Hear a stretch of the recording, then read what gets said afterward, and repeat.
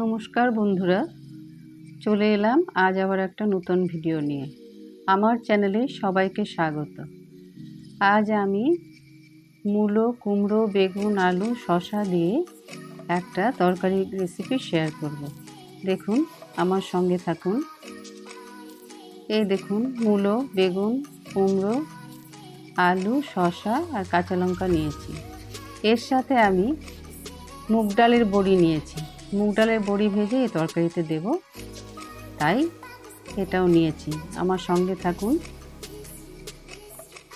এই তরকারিটা খেতে দারুণ হয়। তরকারিগুলোকে আমি এভাবে সুন্দর করে কেটে নিয়েছি, ভালো করে কেটে ধুয়ে নিয়েছি। এর মধ্যে অন্যান্য সবজিও দেওয়া যায়। এবার কড়া বসিয়ে দিলাম, কড়াইতে তেল দিয়ে দিচ্ছি। তেল দিয়ে আমি প্রথমে বড়িগুলো ভেজে নেব। আমার কাছে এইটুকুনি বড়ি ছিল, তাই আমি এটুকু দিয়ে করছি। হাতের কাছে যা উপকরণ ছিল তাই দিয়ে করছি আমি। বড়িগুলোকে লাল করে ভেজে নেব। প্রথমে বড়িগুলোকে ভেজে উঠিয়ে নেব। এই দেখুন, বড়িগুলো ভেজে নিলাম। এবার দুটো কাঁচা লঙ্কা আর কালো জিরে ফোড়ন দিয়ে দিচ্ছি।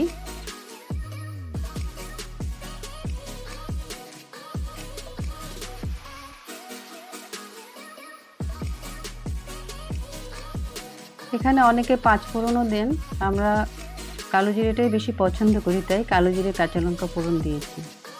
এবার সমস্ত তরকারিটা দিয়ে দিচ্ছি এর মধ্যে।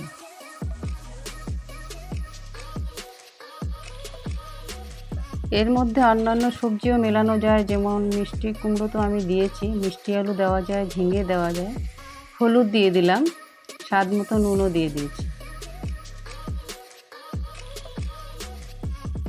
এবার ভালো করে একটু মিশিয়ে নিয়ে এটাকে ঢেকে ঢেকে বেশ কিছুক্ষণ সময় নিয়ে রান্না করতে হবে। প্রথমে আঁচটা একটু বেশি রাখবো, তারপর আঁচটাকে একটু কমিয়ে দিয়ে ঢেকে আমি এটাকে রান্না করব। তাই একটু নেড়ে চেড়ে দিলাম। এবার ঢেকে দিচ্ছি। এই দেখুন, আস্তে আস্তে সেদ্ধ হচ্ছে। আবার একটু নেড়ে চেড়ে দিচ্ছি।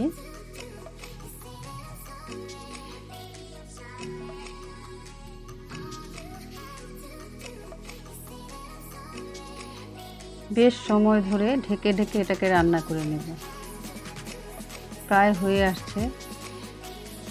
এবার এতে আমি একটু জল দিয়ে দিচ্ছি। একটু জল না দিলে সবজিগুলো ভালো সেদ্ধ হবে না, তাই জল দিয়ে এবার আমি একটু নেড়ে চেড়ে মিশিয়ে ভালো করে এটাকে আবার ঢেকে দেব।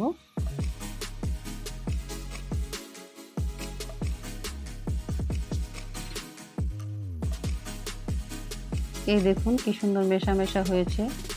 আর একটু সময় হবে, সবজিগুলো সেদ্ধ হয়ে গেছে।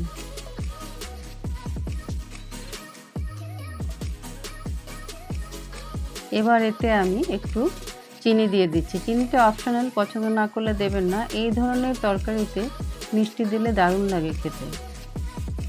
ঝালও একটু দিতে হয়, ভালো লাগে।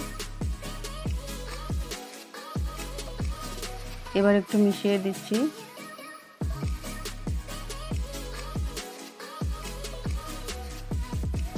এবার আমি ভেজে রাখা বড়িগুলোকে হাতে গুঁড়ো করে মিশিয়ে দিচ্ছি। ভালো করে মিশিয়ে একটুক্ষণ নেড়ে চেড়ে কিছু সময় রেখে দেব।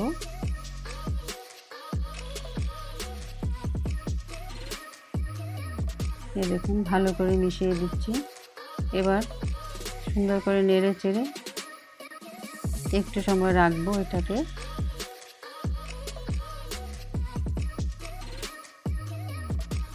এই দেখুন, বাড়িতে ধনেপাতা ছিল, সেটা নিয়ে আসলাম। বাইরে প্রচণ্ড রোদ, গরমও প্রচণ্ড। এবার এটাকে আমি কুচি করে এই তরকারিতে দিয়ে দিচ্ছি। ভালো লাগে, ধনেপাতার গন্ধটাও থাকবে। এবার বেশিক্ষণ রাখবো না, গ্যাস বন্ধ করে দেব।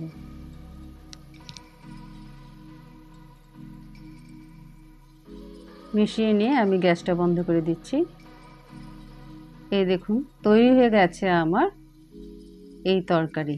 মূলো, বেগুন, কুমড়ো দিয়ে তরকারি আমার তৈরি হয়ে গেছে। কেমন লাগলো অবশ্যই জানাবেন। সবাই সুস্থ থাকুন, ভালো থাকুন। আবার দেখা হবে পরের ভিডিওতে।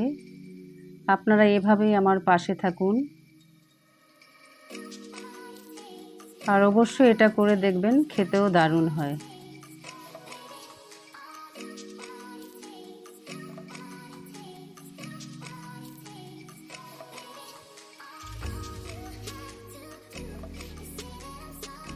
পাশে থাকার জন্য সবাইকে অনেক অনেক ধন্যবাদ।